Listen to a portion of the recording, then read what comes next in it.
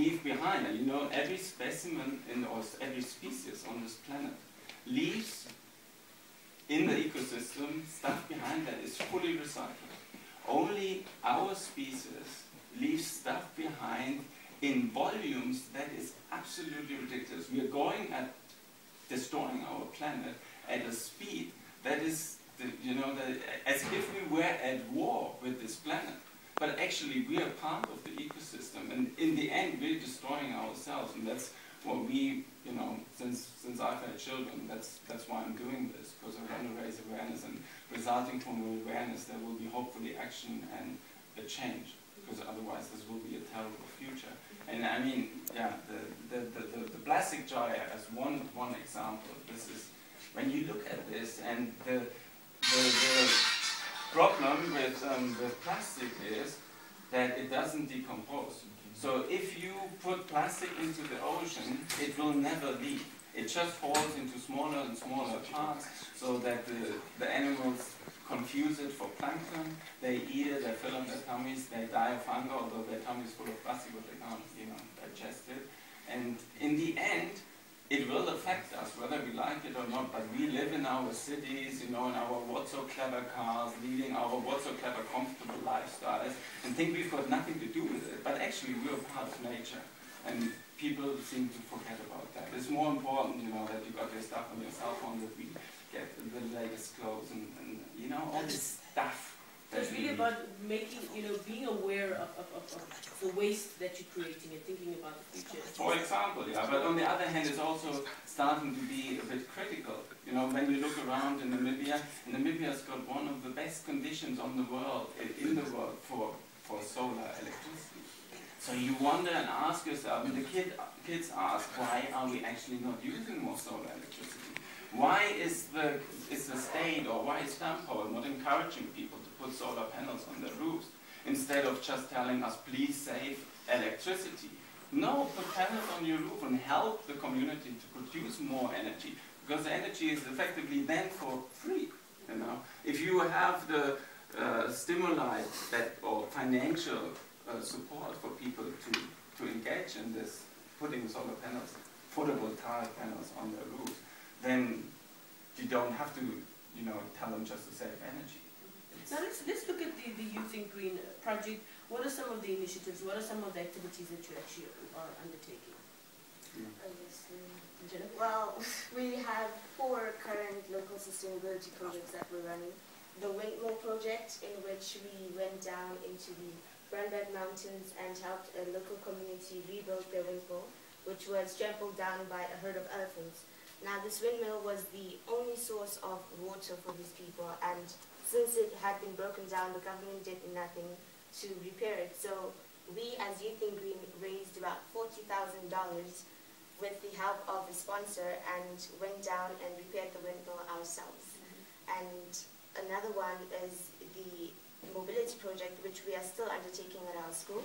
Everybody comes to school by car, nobody cycles, the current situation in Namibia. So we started implementing bike buses, which is like a bus full of bicycles.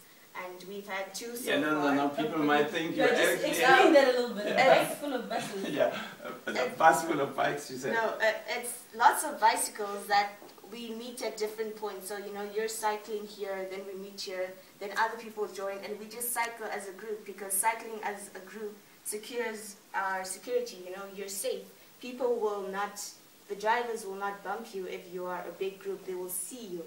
So that is the bike bus, lots of bikes. Yeah, because usually what people say, if you ask them why you're not using your bicycle, I mean, lots of people have bicycles in Windhoek, but they're using it for fancy sports activity with their whole kit, but only very few people use it in means of transport to get from A to B. And yeah, usually. But if you think about it also logically, there are people that are working. You have your laptops, you have your cell phones. So how do you work that in? Yeah, but it's just a different mindset. You have to overcome those reasons, because when we were in Berlin for the first World Youth Sustainability Summit this year in May.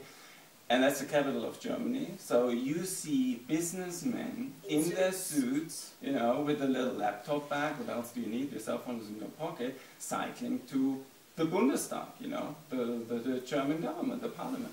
And so it is possible, and also in Berlin they've got these cycle rickshaws. I mean, that's mainly for tourists, I have to admit, but anyway, you see them all over the place, and there is no reason, I can't see any reason why you couldn't have cycle taxis or electric taxis in Windhoek. And so people saying, if you're that far ahead, they say, yeah, but I have to wear my suit. That's one step ahead. Most people say, no, I won't let my kid use a bicycle because it's far too dangerous. And I have to admit, I've been cycling to school every day, and you have every day almost a near-death situation, you know. But it gets better, and it gets better, and unless people or bicycles are on the road, that behavior won't change. I remember when I was in the 80s, a kid in Germany, you know, and I cycled to school, and they had these funny things that you would attach to the back of the bicycle. It was like a plastic arm you would put out with a cat eye, and it said something, keep your distance. Because they were facing the same problems. Car drivers aren't used to bicycles on the roads, and so this thing reminded them keeping a bit of a distance. That's what I experienced as well. People just pass you quite closely. So you just get a fright. I mean, you know, there are some incidents, and you have to change, you have to make bicycles be a part of the traffic. I think also thinking green also, if you think in that instance, you're also reducing on the traffic. Oh, a lot, yeah. You know, obviously, okay, Namibia doesn't experience the heavy traffic that we have in other countries, but you know, it gets worse. It gets worse every day. I mean, I remember when I came here 6 years ago, never experienced anything like a traffic jam. But now, if I go during the rush hours, there is traffic, and you have very little roads. And as we know, Windhoek is growing with inhabitants on a daily basis. So it's the same as on the global scale. I mean, worldwide, over 50% of the people are living in cities now, and we'll get more and more. The predictions for 2040 that it's something between 70 and 90% of people living in cities. So obviously they get congested, and bicycles are a way out of it. And that's the best part of when you're on the bicycle and you get to a traffic light, and there is this jam, and it's in this heat, and you can just go past with a cool breeze. And okay, and Jennifer, you were talking about the initiatives. Is the windmill project? Is the bicycles? And we had the Green Bazaar last year, in which we transformed our school's annual bazaar into a green bazaar, focusing on less rubbish, more organic food, and we even had a pub quiz with the deacon from Windhoek. So basically, all the plates were compostable, and all the stalls were made from recyclable materials, and some stalls even gave pizza on bamboo leaves, and this was truly an amazing. I think it was banana leaves. Banana leaves, yeah, leaves nevertheless. And another one is spreading awareness, which is basically going out into the community. We don't just sit at our school, we go out and interact with the people, spreading awareness, clean up projects, and yeah, so forth. Now, going forward, I know we'll talk about those activities, what will also be happening for this year, but just as general Namibians, as the public, what's your advice to just reducing, you know, the waste around you? I know I've noticed that you can buy bags instead of packing plastic bags every time you go shopping. You can actually just buy a bag, and then every time you go shopping, you just keep it with you.